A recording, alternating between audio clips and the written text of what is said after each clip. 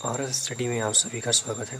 कक्षा 10वीं एनसीईआरटी गणित में हम प्रश्नावली 2.2 का प्रश्न क्रमांक 1 हल कर रहे थे, जिसका हमने पहला सवाल हल कर लिया था और इसका दूसरा सवाल हल करेंगे। प्रश्न है, निम्नलिखित द्विघात बहुपदों के शून्यक ज्ञात कीजिए और शून्यकों तथा गुणांकों के बीच संबंधों की सत्यता की जाँच कीजिए। तो हमारा दूसरा सवाल है इसका 4s² माइनस 4s प्लस 1। तो इसको हम हल करते हैं। लेकिन दोस्तों, अभी तक आपने अगर चैनल को सब्सक्राइब नहीं किया है तो जल्दी से सब्सक्राइब कर लीजिएगा, वीडियो को लाइक करें, शेयर करें, कमेंट्स करें। तो इसको हल करने के लिए हमने सबसे पहले यहाँ पे सवाल को लिख लिया, बहुपद को लिख लिया है। फिर लिखेंगे हल में कि दिया है बहुपद 4s² माइनस 4s प्लस 1। ठीक है, तो इसके शून्य ज्ञात करने के लिए हम सबसे पहले इस एक का गुणा s वर्ग के गुणांक के साथ कर लेते हैं। तो एक का गुणा s वर्ग का गुणांक क्या है, 4 है, तो ये हो जाएगा 4।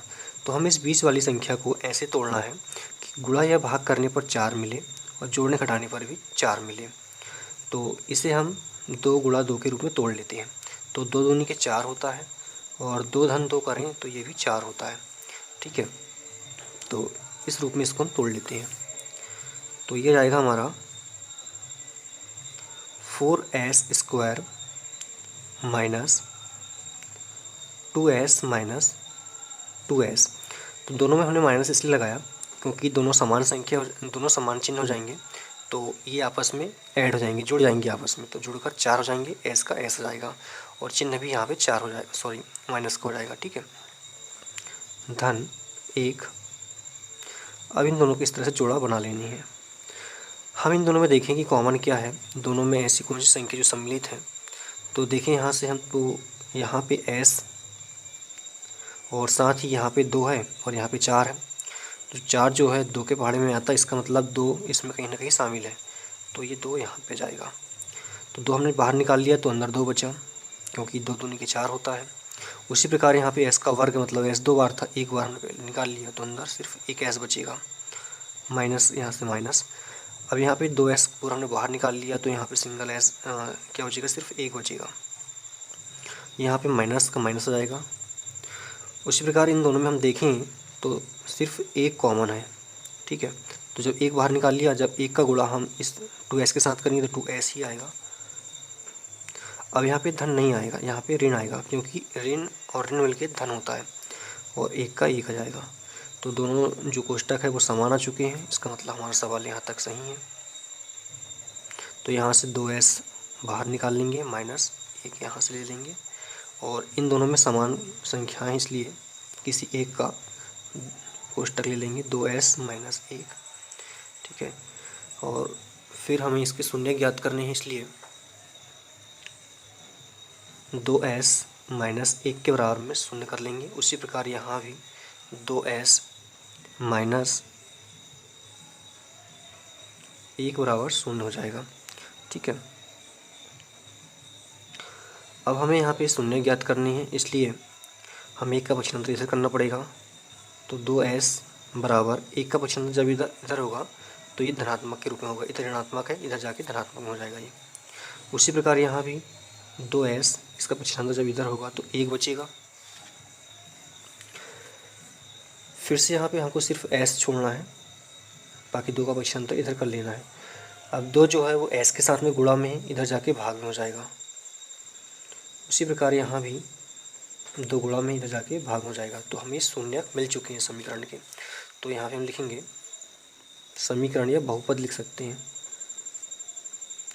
बहुपद 4s वर्ग माइनस 4s धन 1 के शून्यक माइनस 1/2 और 1/2 है। ठीक है, इतना हमने यहाँ पे कर लिया है। अब हम शून्यक तथा गुणांकों के बीच संबंधों की सत्यता की जांच करेंगे। तो यहाँ पे लिखेंगे, तो यहाँ पे हमने लिखा कि शून्यकों तथा गुणांकों के बीच संबंध की सत्यता की जांच। तो इसे सत्यता की जांच करने के लिए सबसे पहले हम देखते हैं कि जो बहुपद बनता है उसका एक जो बहुपद का सूत्र होता है, कहना चाहिए इसको हम सूत्र कह सकते हैं। तो ax का वर्ग, फिर होता है bs धन b बराबर 0 के रूप में। ठीक है। और हमें समीकरण क्या दिया है, समीकरण बहुपद हमको दिया है 4s प्लस, सॉरी यहाँ माइनस है, 4s प्लस 1 के रूप में दिया है। तो यहाँ पे x की जगह पे हम s रख सकते हैं, ठीक है, बात एक ही है, सिर्फ यहाँ पे हमको गुणांकों से मतलब है ये। तो जब हम इन दोनों की आपस में तुलना करेंगे तो हमें a, b और c के मान यहाँ पे मिल जाएंगे। तो a का मान यहाँ पे कितना मिल जाएगा 4, b का मान कितना मिल जाएगा -4 और c का मान 1 मिल जाएगा, ठीक है, ये मान हमको चाहिए। तो हम यहाँ पे लिखेंगे कि बहुपद, तो हमने यहाँ पे लिखा बहुपद 4s वर्ग माइनस 4s धन 1 की तुलना ax वर्ग प्लस bx प्लस c के बराबर 0 से करने पर, तो ये होता है बहुपद का सूत्र। लेकिन यहाँ पे जो ये राशि जो दिख रही है, चर राशि आपको, यहाँ पे x बाय जेड कुछ भी हो सकता है, यहाँ पे s दिया है हमको, तो यहाँ पे हम s के रूप में भी लिख सकते हैं। जब इन दोनों की हम तुलना करेंगे तो हमें a, b और c के मान यहाँ पे मिल जाएंगे, और जो हमने शून्यक निकाले हैं उन्हें हम अल्फ़ा बीटा के रूप में लिख लेंगे। तो दोनों मान यहाँ पे क्या शून्यक अल्फ़ा और बीटा के रूप में हो जाएंगे, ठीक है। और संबंधों की जो सत्यता की जाँच करनी होती है वो हमें इस समीकरण के तौर पर करनी होती है, ठीक है, शून्यकों के योग के रूप में और शून्यकों के गुणनफल के रूप में।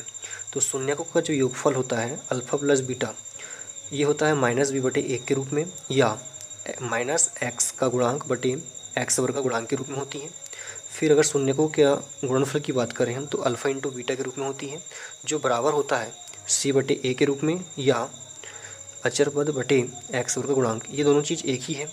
हमने समीकरण की तुलना करके a, b, c के मान निकाल लिए हैं, इसलिए हम यहाँ पे ये वाली संख्या यहाँ पे लेंगे, इसको हम नहीं लेंगे यहाँ पे। तो इससे हम जांच कर लेते हैं। तो लिखेंगे यहाँ पे शून्यकों का योगफल जो कि अल्फ़ा प्लस बीटा के रूप में होता है, तो ये क्या हो जाएगा, अभी हमने देखा, ये हो जाएगा -b/a के रूप में, ठीक है। मतलब यहाँ पे क्या हुआ, जो योगफल होता है वो यहाँ पे जो हमें बहुपद दिया है उसका b -b/a के बराबर होता है। तो अल्फ़ा प्लस बीटा, तो अल्फ़ा का मान यहाँ पे कितना 1/2 है, प्लस बीटा का मान भी 1/2 है, -b का मान कितना हमारे पास में 4 है। तो माइनस, तो पहले यहाँ पे लिखा है तो माइनस लगा लेंगे, और अंदर यहाँ पे क्या माइनस हो जाएगा 4 के रूप में, और ए कितना है हमारे पास में 4, तो ये हो जाएगा। अब इन दोनों का हम लघुत्तम समावर्तक लेंगे तो क्या आएगा, 2 आएगा, ठीक है। 2 का भाग 2 में देंगे तो 1 बार जाएगा, 1 का गुणा 1 में करेंगे तो 1 ही आएगा। उसी प्रकार यहाँ भी 1 आएगा, माइनस माइनस में क्या हो जाएगा प्लस का 4, और ये 4, 1 और 1 2, 2/2, इसी प्रकार 4/4। तो ये आपस में कट जाएंगे तो यहाँ से 1 बचेगा, यहाँ से भी 1 बचेगा, तो ये दोनों बराबर आ गए। तो हमने यहाँ पे योगफल के रूप में शून्यकों की जांच की तो दोनों बराबर आ जाते हैं। अब इनका गुणनफल देख लेते हैं। तो शून्यकों का गुणनफल, शून्यकों का गुणनफल अल्फ़ा इंटू बीटा के रूप में होता है, ठीक है, अल्फ़ा बीटा, और ये होता है c/a के रूप में, मतलब इसको हल करने पर इतना आना चाहिए। तो अल्फ़ा और बीटा के मान 1/2 है हमारे पास में, तो 1/2 गुणा 1/2 के रूप में आएगा, और c का मान हमने कितना निकाला था, यहाँ पे 1 निकाला था, ठीक है। तो बराबर में यहाँ पे 1 आ जाएगा, और a का मान यहाँ पे 4 लिया था हमने, ठीक है। तो हम जब गुणा करेंगे यहाँ पे तो 1 का गुणा 1 के साथ होगा तो 1 ही आएगा, 2 का गुणा 2 के साथ करेंगे तो 4 आएगा, और यहाँ पे 1/4 पहले से है।